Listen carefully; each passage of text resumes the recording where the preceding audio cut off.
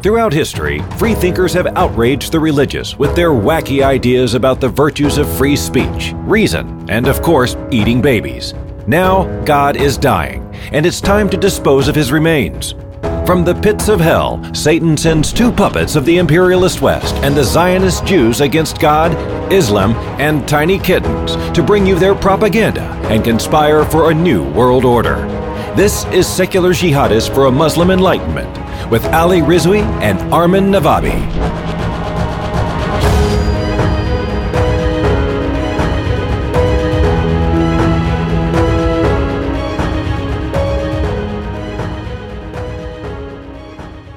Hello, everybody. Welcome to another episode of Secular Jihadists for a Muslim Enlightenment. My name is Ali Rizvi, and I'm joined as usual by Armin Navabi, the founder of Atheist Republic and the author of Why There Is No God. Armin. Hello. Hey, Armin is calling in from London, where he was involved in the Sam Harris, Jordan Peterson, and Douglas Murray event at the O2 Arena, and also in Dublin previously. So he's joining us by phone today. So the audio for this may not be as clear as it is usually, but we're going to optimize it so everybody can hear it really, really well. Today we're actually really thrilled to have the guest that we have on today. This is something that is very close to us, very close to people who are from the Muslim world, especially secular and agnostic and atheist people. As you know, as most of you know who've listened to this, in many countries, almost all of them who are Muslim majority, atheists live in mortal danger. So there are 13 of these countries. That's Afghanistan, Malaysia, Maldives, Mauritania, Nigeria, Pakistan, Qatar, Saudi Arabia, Somalia, Sudan, the United Arab Emirates, and Yemen that officially punish atheism with death. And this is a really grim reality that has led the Center for Inquiry, the organization, the Center for Inquiry, to start a program called the Secular Rescue Program. And this is designed, according to their statement, to provide emergency assistance to writers, bloggers, publishers, and activists who face threats due to the beliefs or expressions, to their beliefs or expressions regarding religion. So in this episode today, we're honored to have Robyn Blumner. Robyn Blumner is the CEO of the Center for Inquiry, and she's also the executive director of the Richard Dawkins Foundation for Reason and Science. So we're going to have a discussion about this life-saving and heroic initiative. There was a recent article in The Atlantic about the initiative, Secular Rescue, and she described it to them as, quote, an underground railroad of sorts for non-believers in countries where simply expressing doubt about religious belief is a criminal offense or where it may lead to grave physical harm. So if you have ever been in danger for your ideas, we know we have a lot of listeners in the Muslim world, or if you know someone who has, this is really a must-listen episode, and we're really glad to have you. Welcome to the podcast, Robyn. Thank you for joining us. Thank you so much. I'm happy to be here. Yeah, we're really happy to have you. And I guess we could just start with the basics. I know that you started the Secular Rescue Program a couple of years ago, and one of the most common emails I get from ex-Muslims and closeted secularists in the Muslim world is what can we do? Can you help us in any way? And I admittedly I feel very helpless sometimes because there's not a whole lot of people we can refer them to, but now with Secular Rescue, this organization, this is something that I can refer them to. So thank you for that. Can you tell us a little bit about how the program started and just the basics of the program? Yeah. Certainly.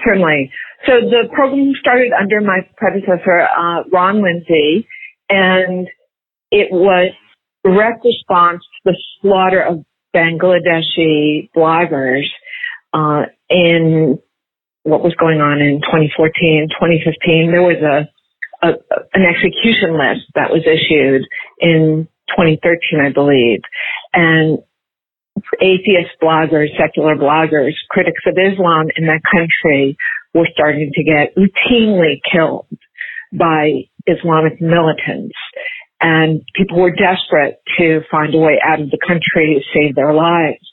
And we started gathering resources as an organization, asking donors to send in targeted, specific money for this purpose, and also using what resources we had to then figure out how to provide travel, visa help, travel help, basic living expenses to people who could help escape what was a life-threatening situation. And we realized very quickly that the need was far larger than we anticipated and went well beyond the borders of Bangladesh. And so the program that we rebranded now to be Secular Rescue, because that really does express and illuminate what we do, reached out to atheist activists around the world who were in danger and said, if you have put your life on the line to promote non-belief, to promote reason and science, we will try to help you to protect that life. And since we initiated the program in 2015, we've probably saved 40 lives at this point. Wow. That sounds wonderful, and it really is wonderful. But I have to say, there's a greater need out there, and we can't do it all. So we partner with organizations wherever we find friends, and we use resources from a whole vast array now of other groups that are willing to join our effort. So we're not doing it alone. We've found partners out there, and there is an outpouring of concern and care for non-believers by the secular community, both in the United States and worldwide.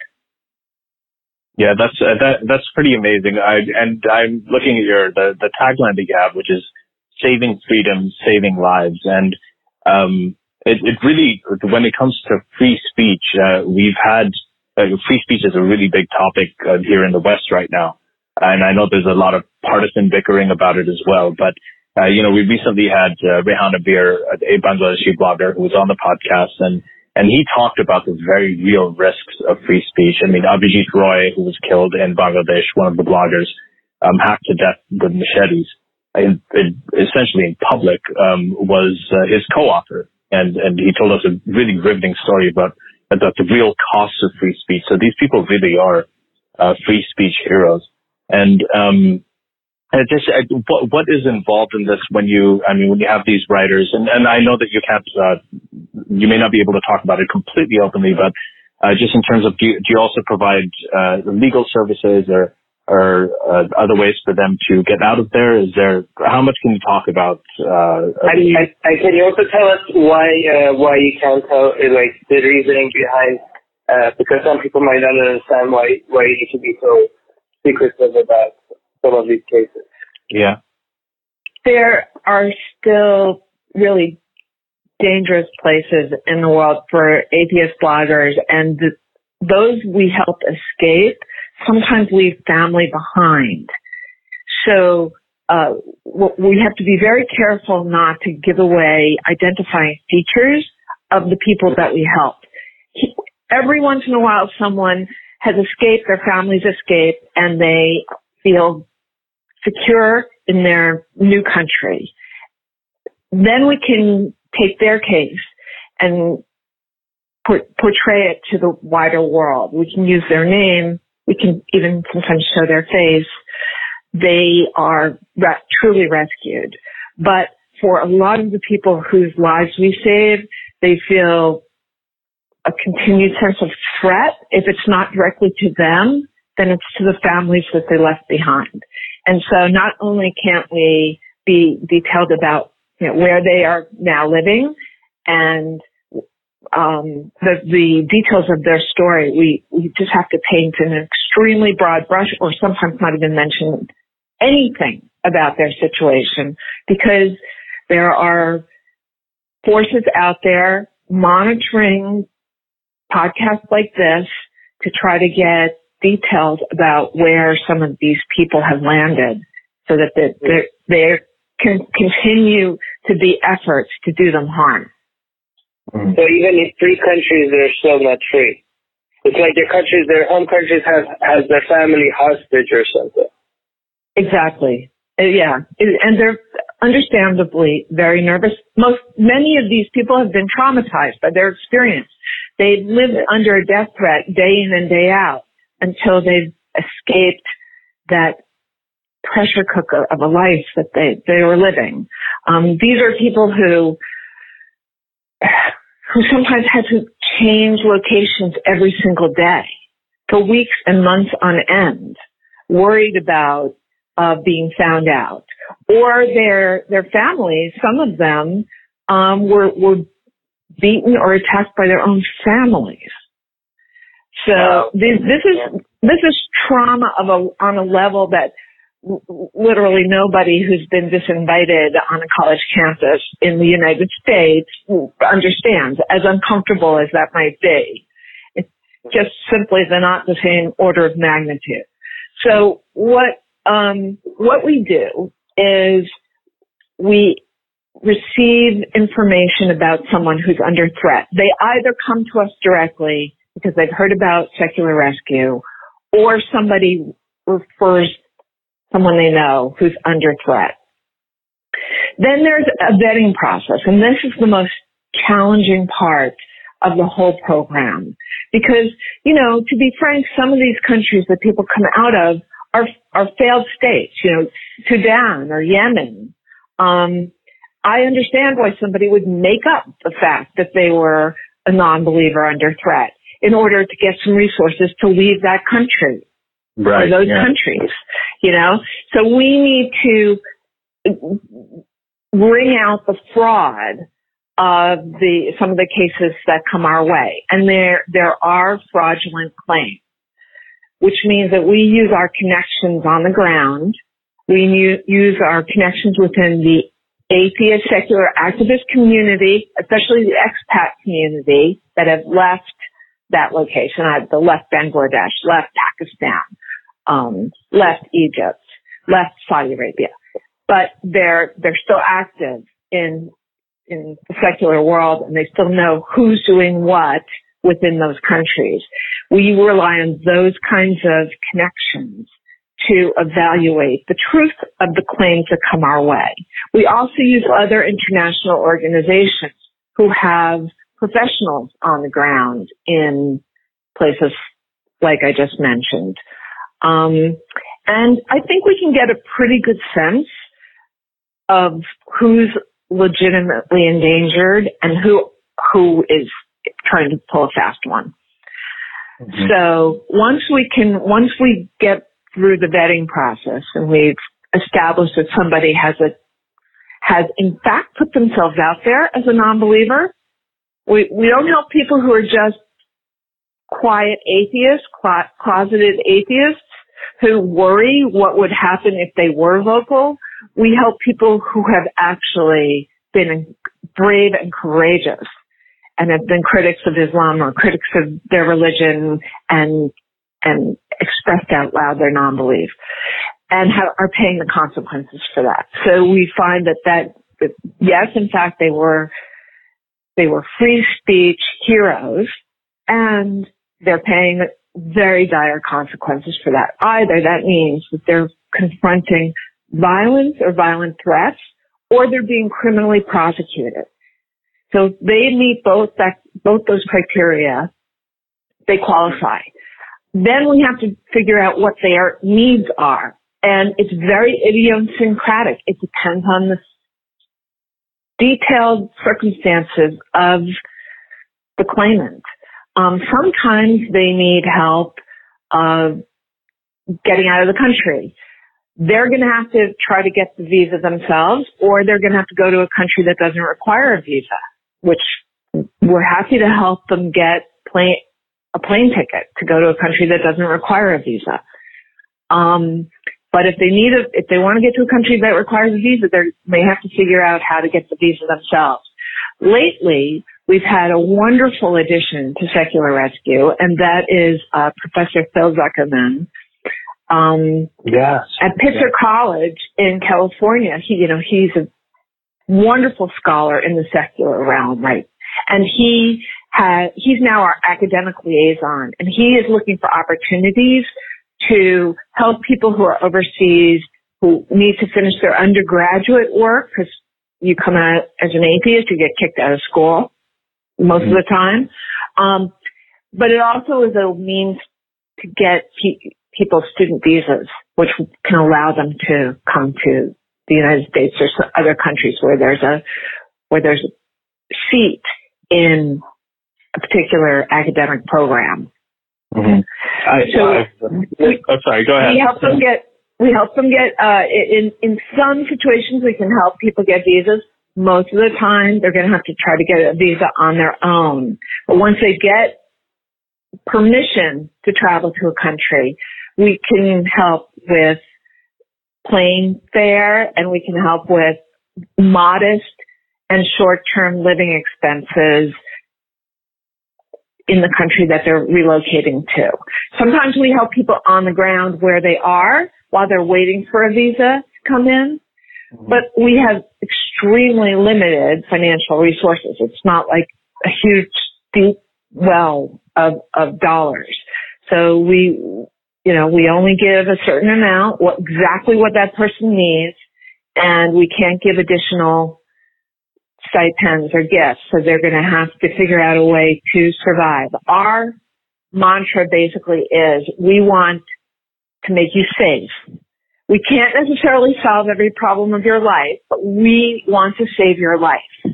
Yeah. And so we're going to put up forward the resources needed to do that. And I just want to call out here, while we're talking about resources, that we will put the link to the Secular Rescue page at the Center for Inquiry website in the description of this podcast, so that if you can donate, even if whatever you can give to help the resources that Secular Rescue can have to help these people, please do donate if you can. I think a lot of people, I would just want to say, I think a lot of people don't understand how complicated this is. We at Atheist Republic only managed to get one person, Rona Ahmed. We helped her to leave Saudi Arabia. We supported her, and it was a nightmare. We had no idea what we were doing. We thought we could just support. The amount of complications and stuff that happened throughout that mess, it was we need this, and nobody was doing this at that time.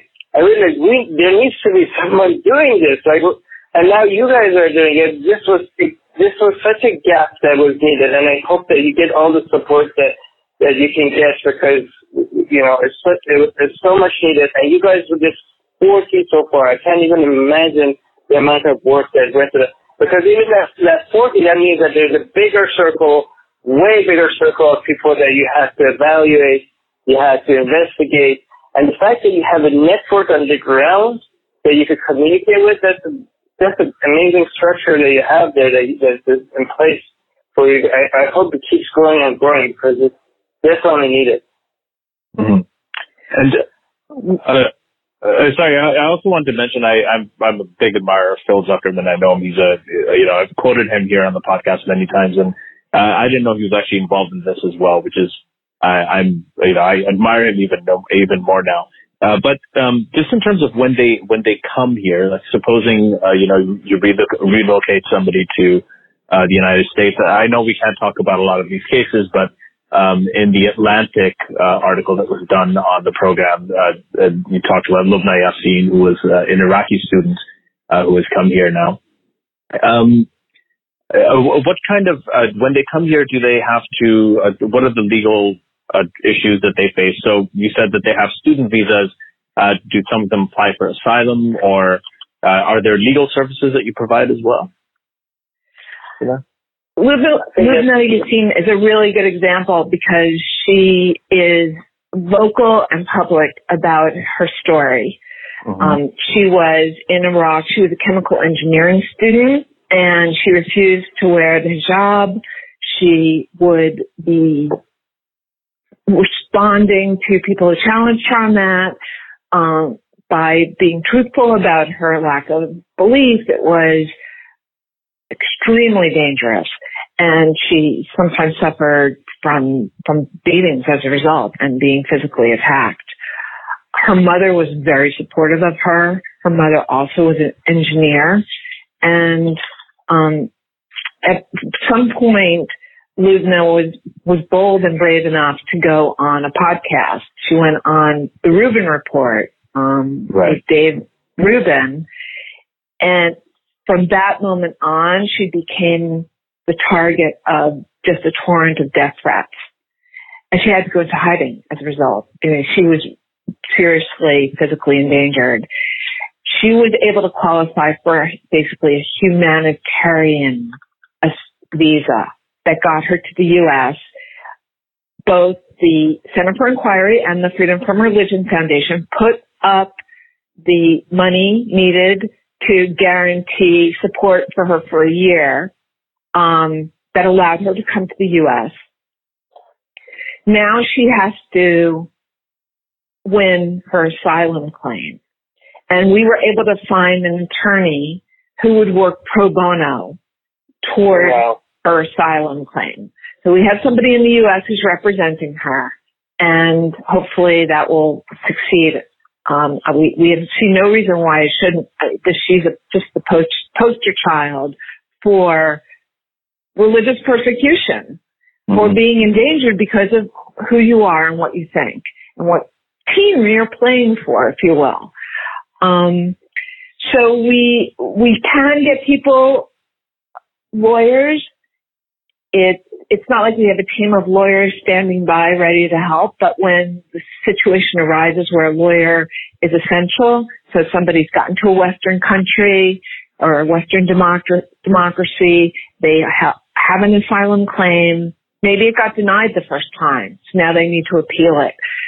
We typically can find free legal help under those circumstances to pair with our claimant.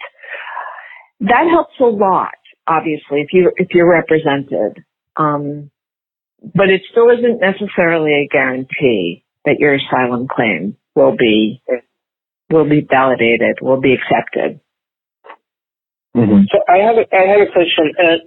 A lot of people are sometimes when they see what the risks are there, they're shocked that these people are even trying to speak out, given the consequences.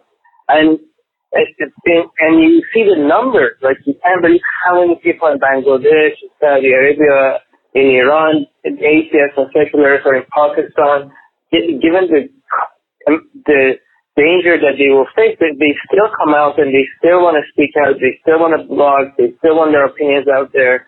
And sometimes atheists here in the West, they're judgmental. They're like, why would you risk so much, given that the consequences are so great? Do you have any, if you talk to them, or do you have any theories or views on why these people have such a urge to be able to speak out? I think they, like anyone who's hiding a major component of their personal identity, they feel just strangled by the religious dictates of their society, and the fact they've been able to see through the religion to the other side of it, to reason, to science, to logic, to critical thinking. It must feel so incredibly liberating to come to that point. You want to share that news. I mean, that's why people go online and they're willing to jeopardize their life where they are, because they want people to know you can unshackle yourself from a repressive religion and see the true nature of reality.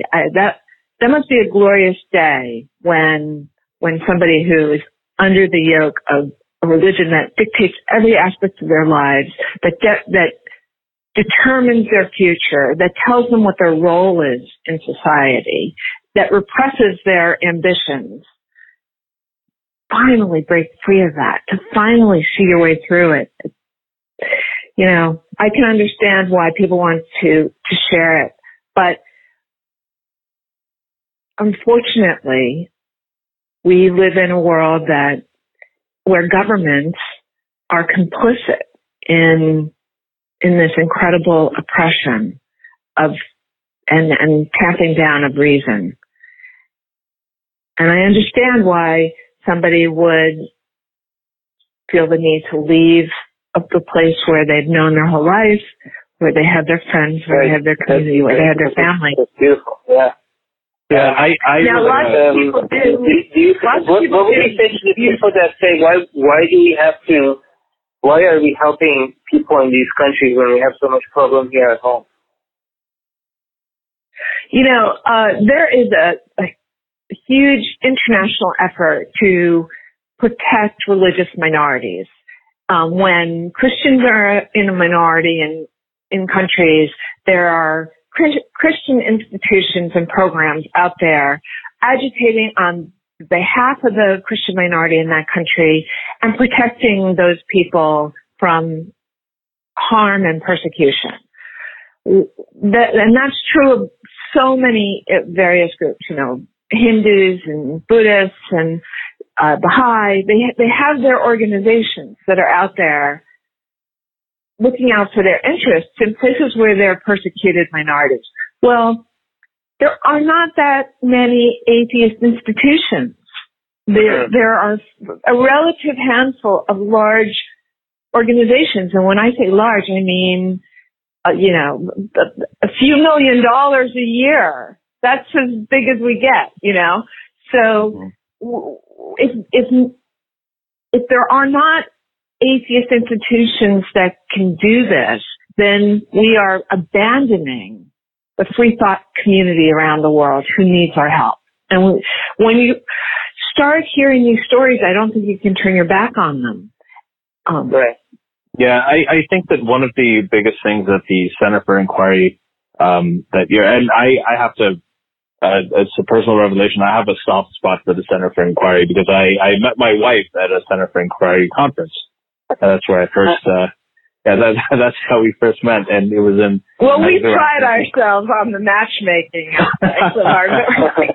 Yeah, one of the things, and she's also from Pakistan, and she was a secular activist, and she says that one of the biggest things that many ex-Muslims feel is they feel that loss of community because when you let go of a religion, you're not just letting go of certain ideas, you're also letting go of your childhood memories, a lot of times your family, your friends.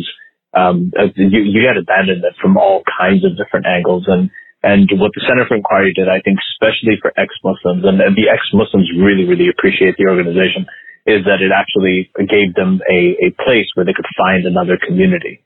And that's something that my wife has always admired about. And we have the T-shirts, we have everything. We're huge fans of your organization right from the beginning. I had one thing I kind of wanted to add to what you were saying, Robyn, was that many times this is just, for people who think, why would these people speak out at great risk? I mean, just in the case of Lubna Yassin, again, in the Atlantic article, and we'll put that link in the description as well.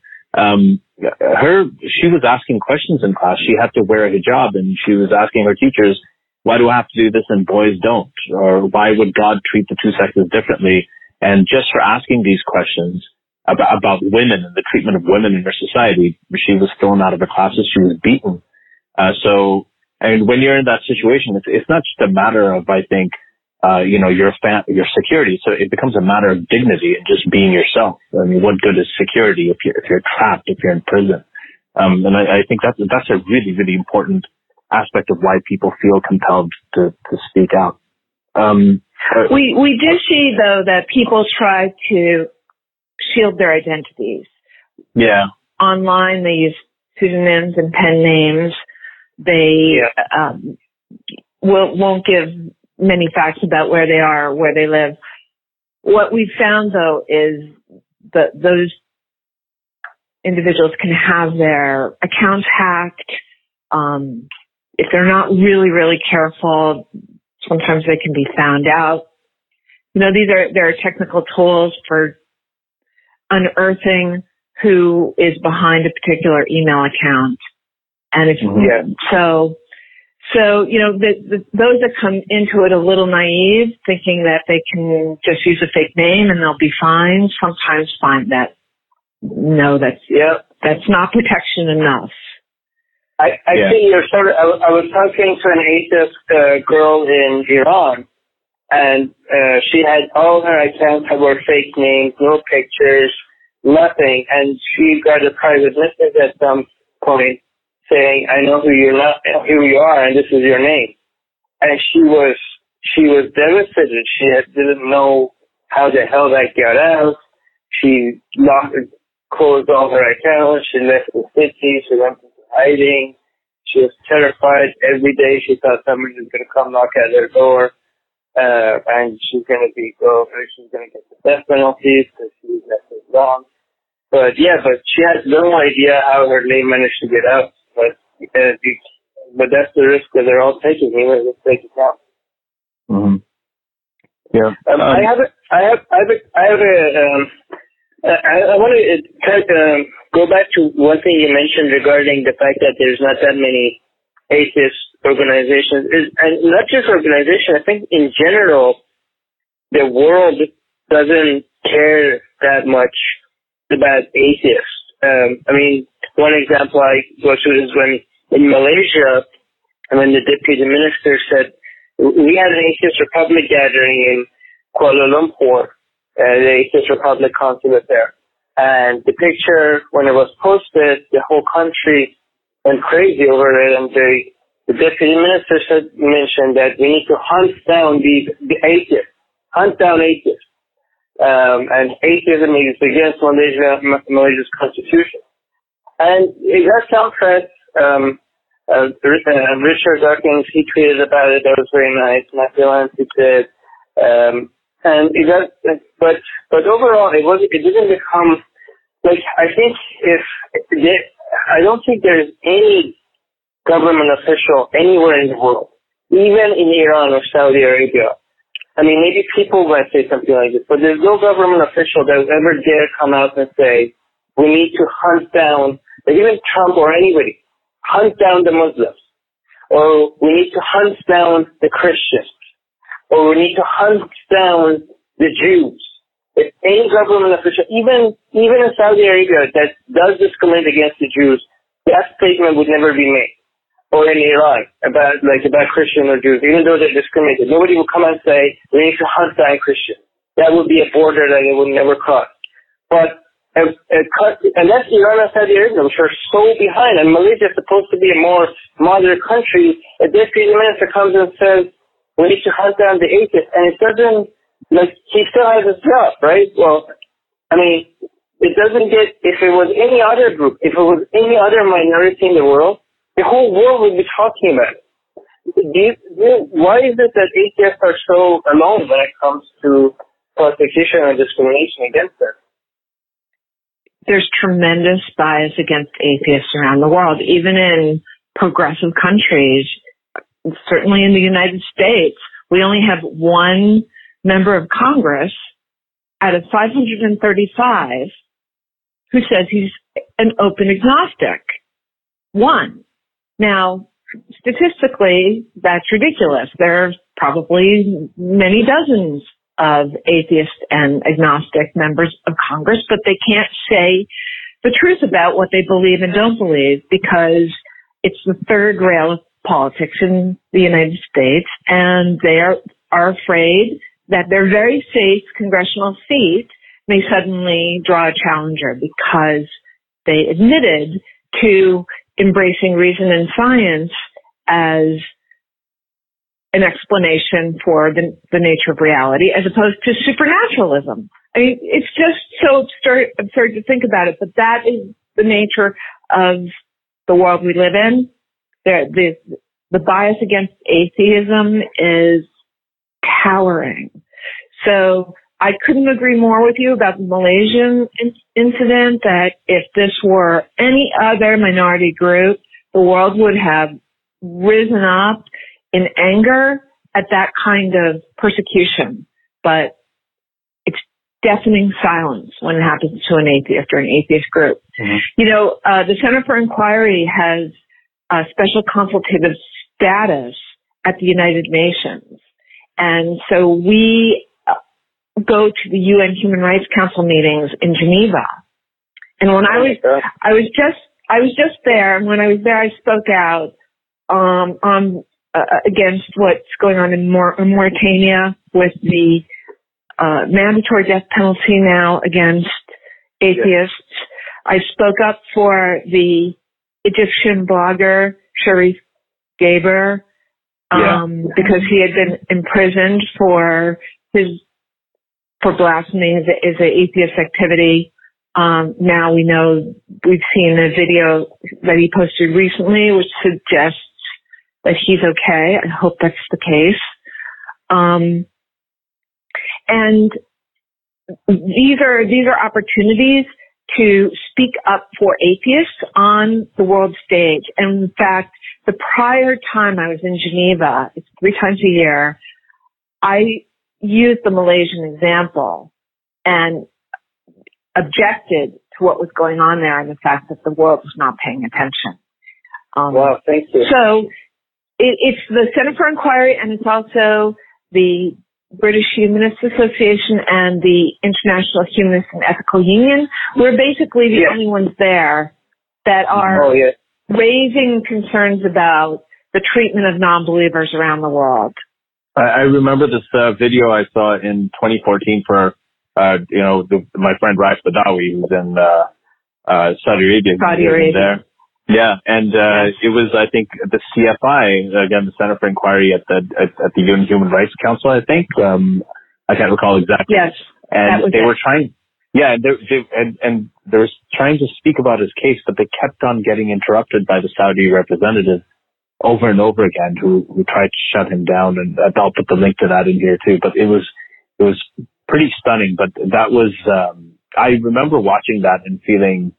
That's the first time I'd actually seen any organization go up and bring this case up at such a huge international platform with a Saudi representative sitting there and listening to it. It was really remarkable. Yeah. It was remarkable. Go ahead. A very short statement on behalf of a man who was sitting in prison for nothing beyond free thinking. Yeah. What was kind of heartwarming, though, was that other countries came to the aid of the Center for Inquiry, urging the chair to allow the statement to continue. And ultimately, the chair did, in fact, allow our representative to finish her statement, which meant that not only did it get on the record, but it created such a kerfuffle that there a lot more attention was drawn to Raif's case, which was, a great thing at the time. Of course, it hasn't really changed that much for him right now. Anything that we can do to help that case, we would do. It's just so heartbreaking. Yeah, it's do you want to give details for those people who don't know his situation? Yeah, sure. Yes, please. Yeah, so Raif Badawi is a Saudi blogger who started a website called Free Saudi Liberals in Saudi Arabia. And he was basically just an advocate of secularism, that separation of religion and state. And he used to write about it, and they arrested him. There was a fear that he was going to be sentenced to death, but instead they gave him 10 years. And this was a commuted sentence, 10 years and 1,000 lashes. So he was going to be whipped 1,000 times. And he also had a very hefty fine that he had to pay. And they threw him in jail. Just, I think, around 2013, 2014, around that time. And he, ever since, he has been in prison. In 2015, this is around the time the Charlie Hebdo killings happened, and the Saudi ambassador to France was marching in support of the Charlie Hebdo victims in France at the time. And just a couple of days after that, they whipped Raif for the very first time. He received 50 lashes in public, and at that time, a lot of us got involved. Many of his friends were here. We went on media. We went on different channels. We brought a lot of attention to it. I know the CFI did a huge part in doing that, bringing international media attention to this case. And we were successful in stopping the lashing, the flogging, which fortunately hasn't happened again because of the international attention to the case. However, he's still in prison, and recently this year marked 6 years of him being in prison, separated from Insaf Heather, his wife, and his 3 children. So it's... I want to stress that point because whenever we put petitions out there, whenever we want to bring attention, there's always a couple of people that say like, oh, a petition is not going to do anything. Oh, what are we going to do? These countries don't care about our opinion. They're going to do whatever they want.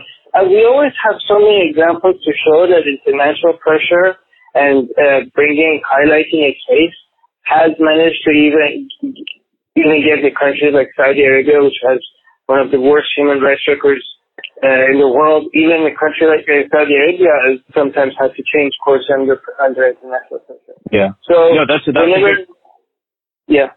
No, I was going to say that's a really good point. And I want to add one thing to this. I mean, Robyn, this is something that, because I try to communicate with his, we're family friends, Rife's family and my family as well.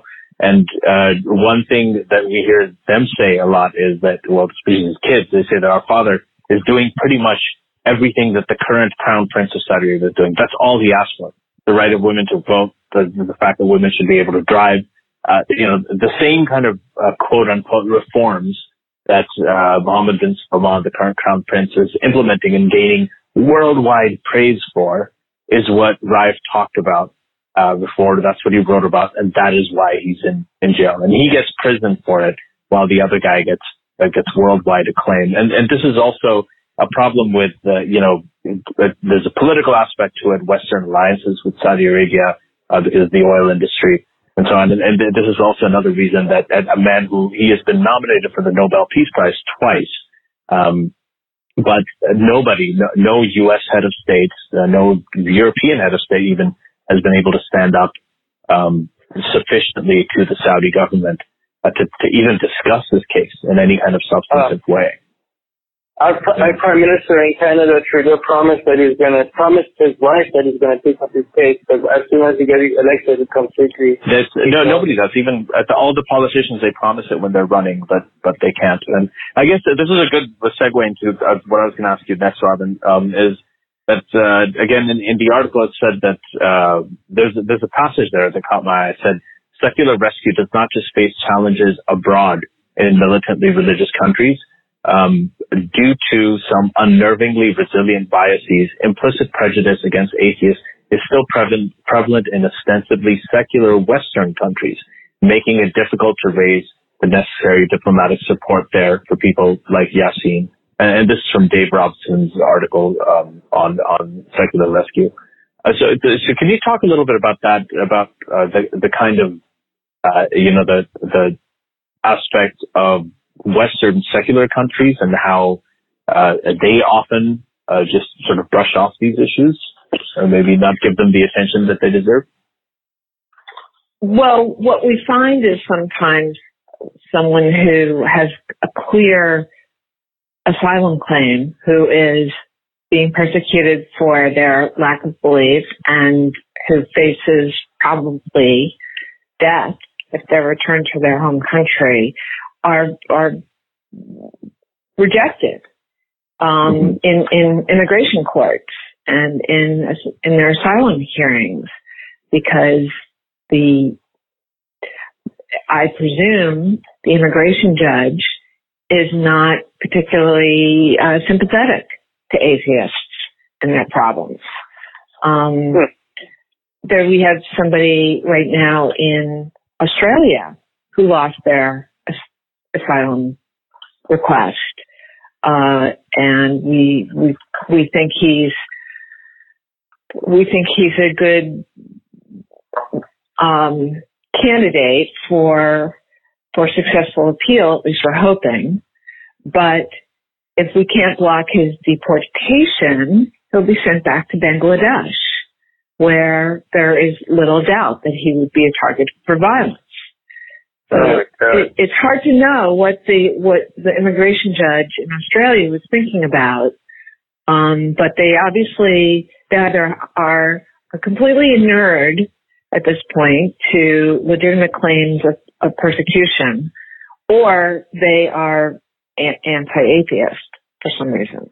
So you see this around the world where people lose their asylum claims, and you have to wonder why, because the amount of evidence they put forward is overwhelming. We had a guest on the show that his name is Omar, and he was going to be sent back. I forgot was it Sweden or Norway? I forgot. Oh, he was Sweden. Yeah, Sweden. He was going to be sent back, and he was like, "You can't send me back. You're going to that's safe for me." But he got rejected. So what he did was he took a Quran and he made a YouTube video and he burned the Quran. And then he took the video of the YouTube and he sent it to the Egyptian government on the Facebook. And he took a picture of showing that they saw it. And he went to the evidence like, look, now for sure, was it Egypt, right? Yeah, it was in Egypt. He was because the Swedish courts that were processing his asylum claims, he was in very grave danger of being sent back, and they wanted him to, essentially they were raising the bar in terms of just prove to us that you really are under threat. And he actually had to go to extreme measures. I don't even think he wanted to do it, but he ended up having to do it just to show to the courts that he was in, and he got his asylum claim. I mean, he was approved, but it's a good example of what you're talking about in terms of how many of these courts or many of these I guess judicial authorities are skeptical of atheists in general. I mean, atheists are very disliked here in the West as well, even though it's such a huge demographic. Right. Are they the secularists? Are you guys basically like the programs started in Bangladesh and then it expanded to other countries? Is it okay? Don't answer this if you can. Like you don't want to talk about this. Can we talk about what countries it's involved now and in the future, which countries is planning on expanding to? We have helped people who are Pakistani, Egyptian, Tunisian, Sudanese, people who come from Mauritania, Saudi Arabia, Iran, Iraq. These are the countries which generally we receive requests from, and I think at least that many countries we've helped people out of one way or another. But really the bulk of requests come from people in Pakistan and Bangladesh. Right. Yeah. If there's anything I can help with Iran, I have been building a network there. If you're looking for anything that I can do, I'm not sure exactly how it works, but if there's that would be wonderful. We would definitely use that on the ground network if we had a claim from Iran that we wanted to vet.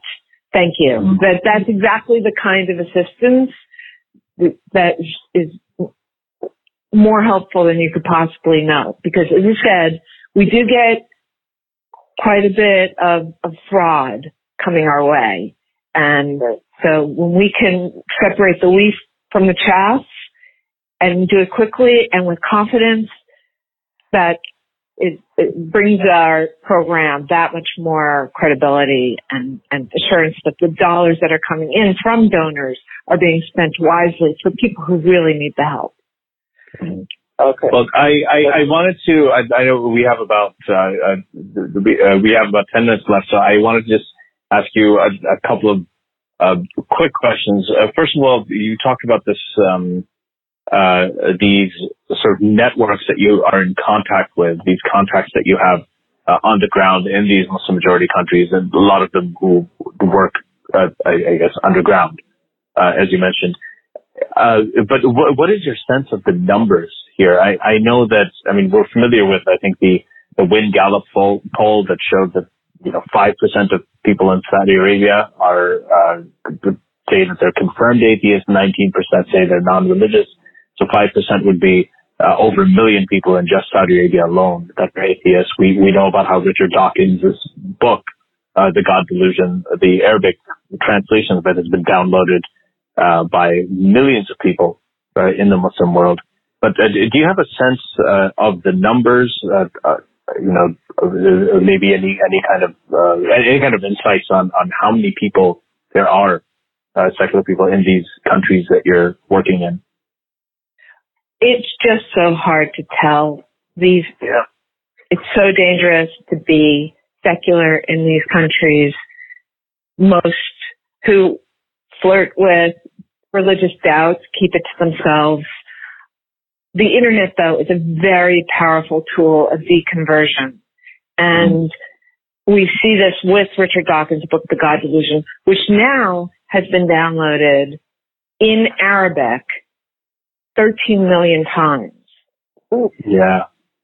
About 3 million of those we know were downloaded in Saudi Arabia. So there is a pent-up demand for challenges to religious thinking, for people who have doubts to know that others doubt as well, to hear explanations of that doubt.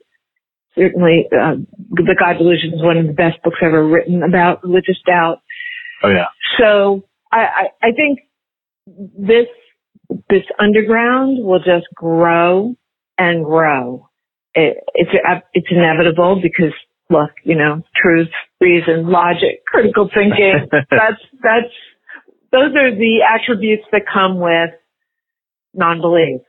And those are powerful elixirs of modern society. So I think it's inevitable that we are going to see growth in this sector, but it's going to be very hard to measure because it's too dangerous to be an out atheist in most of these societies. I will tell you something else about the CFI. We have a program called the Translations Project that has not yet been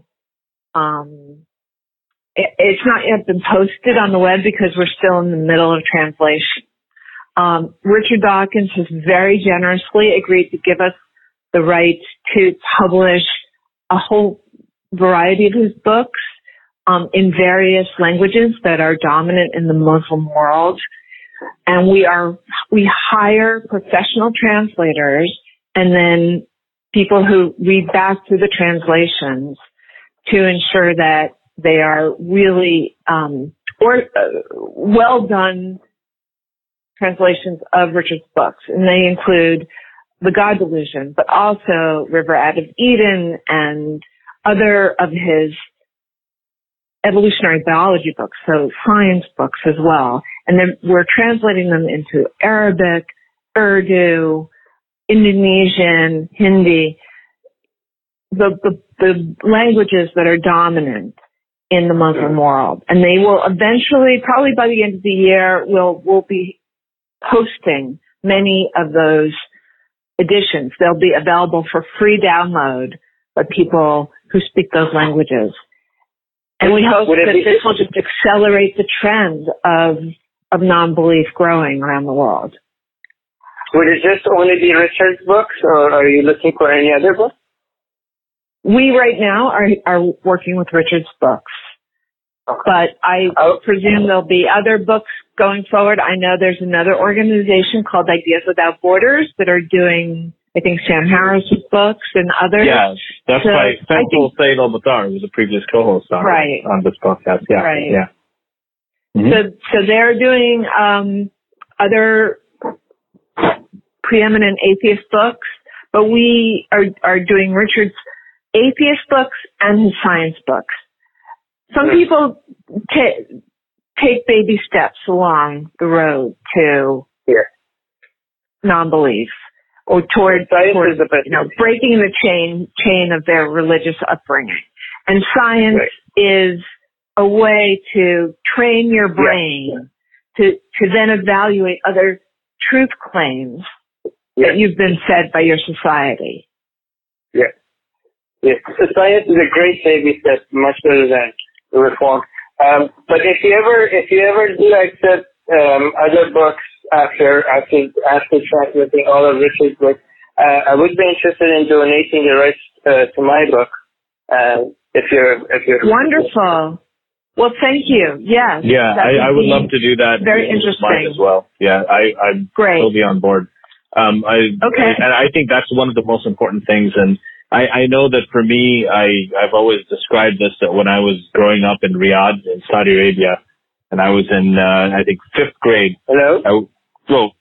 I'm sorry, can you hear me? Ali? Yeah, can you hear me? I can hear you. Hello? Oh, you can hear me. Okay, Armin? Hello?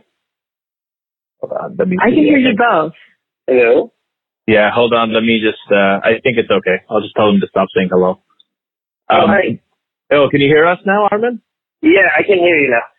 Okay, sorry. That's a little bit of a question. Anyway, yeah, well, so I was saying that when I was in Riyadh, I was in 5th grade, we had a lazy science teacher who just put on the Carl Sagan Cosmos series, and I was in in a Pakistani family in Riyadh, surrounded by Saudi Arabia, which is like the Taliban with a lot of money. But, so I had all kinds of ideas that I was being indoctrinated and bombarded with. But those ideas, the Carl Sagan ideas, everything the way he described science and just studying nature and the awe and wonder of the universe, that was able to penetrate all of those shells. It was able to get into my mind, and I was about 11 years old, and it made a huge difference. And I've heard similar stories from other ex-Muslims as well. So I think the science books like Richard Dawkins, like Carl Sagan, and a lot of these books that don't just tell you what to think, but to tell you how to think and how to appreciate everything around you. I think that is immensely powerful. So kudos on that project. I'm looking forward to it. And I appreciate you donating your books as well. I do want to shout out to Matt Cravata, who is the coordinator of Secular Rescue. Mm-hmm. He's the one who is making the connections on the ground, doing the vetting, working with the claimants who come our way. He cares so deeply, and he's rescued so many people. I said we've saved at least 40 lives since the inception of the program, but he also is dealing with multiples of that, of people who are coming to ask for help, and he's having to do that on top of other jobs that he has to do. It's not his sole job dealing with Secular Rescue. So I have to give him so much credit for getting this program where it is today. It's just remarkable how much he pours into it. Yeah, is there anything? Sorry, Armin, were you going to say something? Before, once you're ready, I want to ask one last question. Just one last question. Go ahead. Oh, I just wanted to ask if because as Ali mentioned at the beginning of the show, we have a lot of people from Islamic country listening to us. We see our stats and we get a lot of downloads from Saudi Arabia, from Egypt, from Pakistan, from Bangladesh. So if an ex-Muslim in one of these countries, or in Indonesia, Malaysia, Iran, is listening to this, and they're feeling desperate, and they're feeling abandoned, and they're losing hope. In some of the places that you have networks, is there anything that you would want to say to them? Any advice that you have for them? Don't give up hope. There are many people like you in your community. You just don't know about them because of how dangerous it is to come forward. Be safe first, but also look for a community online, because the community is out there. If you can hide your identity in sophisticated technological ways, you'll be able to converse with people who think like you, and you won't feel so alone. Well, Robyn, thank you so much for joining us. This has just been like an eye-opening hour, and it's just great to see that a lot of the work, everything that we've been talking about for many years, I know Armin and I have, to just see someone actually taking action, and it just makes me really happy to know that organization that's taking the initiative is the Center for Inquiry. So thank you very much for all of the work you're doing. It really is amazing. And as you keep going with your projects, with the book translations and everything else in the future, please let us know in any way we can help, by lending our platform or lending our books or giving you other, suggestions, providing translators, even. So please feel free to ask us for anything that you need. And really, thank you for everything. Thank you so much, Ali and Armin. It was a pleasure talking with you. I really appreciate what you are doing, opening a window into the non-belief ex-Muslim community so that there's a community out there that's growing, and you're at the helm of it. Yeah, I think it's wonderful. Yeah. We appreciate that. We're going to put links to a lot of the Atlantic article link, the link to Secular Rescue, obviously, where people can donate. Yeah, all of that will be in the description. And if you want to support any cause that makes a difference that a lot of other people are not supporting, this is one cause that you're going to get a lot of bang for your buck when it comes to making a difference. Yeah. And if there are any journalists or who want to bring attention to this in the Western media who are listening to this, I know many of you do. If there are any lawyers who can help, and anybody who is interested in benefiting this program or helping this program, even apart from donations, just if you can lend your services and if you think that you can be of help, please do get in touch. Yeah. Thank you. All right. Okay. Thank you, Robyn. Thank you so much for joining us. Thank you. It was an honor. Thank you. Okay. Appreciate it. Bye-bye. Bye. The secular jihadists have been made possible thanks to the Illuminati and the covert support of Israel and the CIA. That's what we have been told, but we haven't received our checks yet. If you like what we do, please support us. Share the podcast with your friends. Write and tweet us with topic and guest suggestions. Or head over to secularjihadist.com and give $1 or more for exclusive access to live video. Have your questions read and answered on the air, and more. Till next time, may the flying spaghetti monster be with you.